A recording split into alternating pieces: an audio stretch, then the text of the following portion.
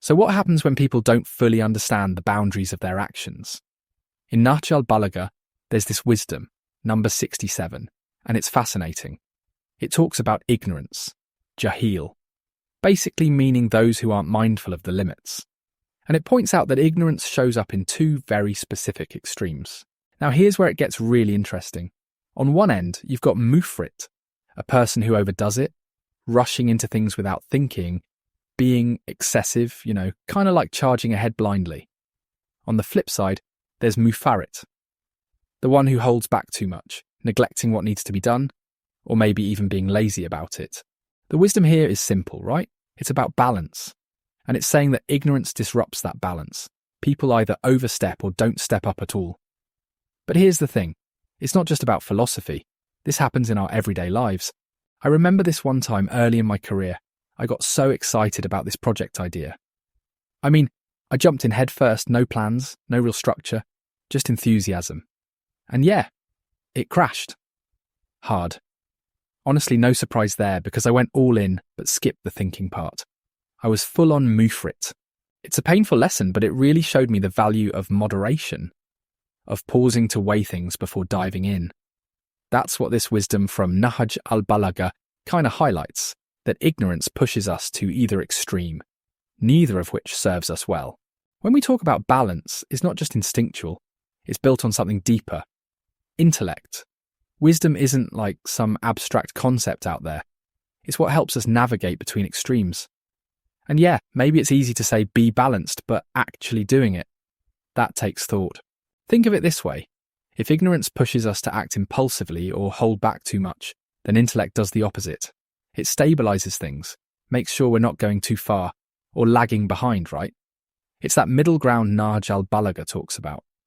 Just look at certain figures in history. Someone like Omar Khayyam, he was a mathematician, an astronomer, a poet. He balanced logic with creativity beautifully. He used intellect not just to solve equations, but also to reflect deeply on life. There's this harmony there, Honestly, it reminds me of how wisdom isn't just about knowing things, but about applying that knowledge. And we see it even socially, right? Families, communities, they thrive when there's balance. You can't have all leaders and no followers or endless action without reflection.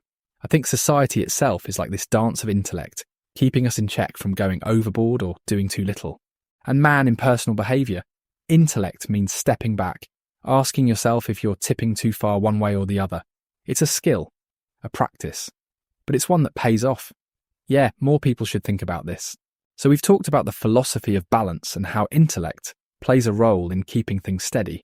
But what does that actually look like? What can we do, practically, to maintain balance in our everyday lives? First off, start with awareness. It's such a basic step, but honestly, most of us overlook it. Take a moment to really think about your tendencies. Ask yourself, are you rushing too much into decisions or dragging your feet? Sometimes, we don't even realise we're stuck in one extreme until we stop to think about it. Then there's the importance of setting boundaries. Whether it's in work, family, or even with yourself, boundaries help you find that middle ground. Let's be real. It's so easy to take on too much or, on the flip side, completely check out. But having limits in place, that's balance in action. And let me tell you about a personal story here. There was this one time I got the opportunity to produce a podcast episode. Great topic. Solid guest. Everything should have worked. But I was so focused on another project that I neglected the details of this one. No edits, no quality checks. I just let it slide. And yeah, the final episode aired with mistakes all over the place. It was embarrassing. And honestly, it boiled down to extremes, either overcommitting or not committing enough. That moment drilled it into me. You've got to give the right amount of attention where it's needed. Not too much, not too little. The key here is moderation. Like even in relationships, being overbearing can push people away, but being disengaged can strain connections. Balance, as this wisdom from Nahj al-Balagha says, is rooted in thoughtful effort, in knowing when to step in and when to pull back. I think the consequences of not finding that balance, they can be huge. On a personal level, it might be burnout, regret, or missed opportunities. And socially, it can lead to fractured communities, or even dysfunctional systems. But the good news is, The more you work on finding your center, the more natural it becomes over time. So to wrap up, the wisdom here is straightforward but so important.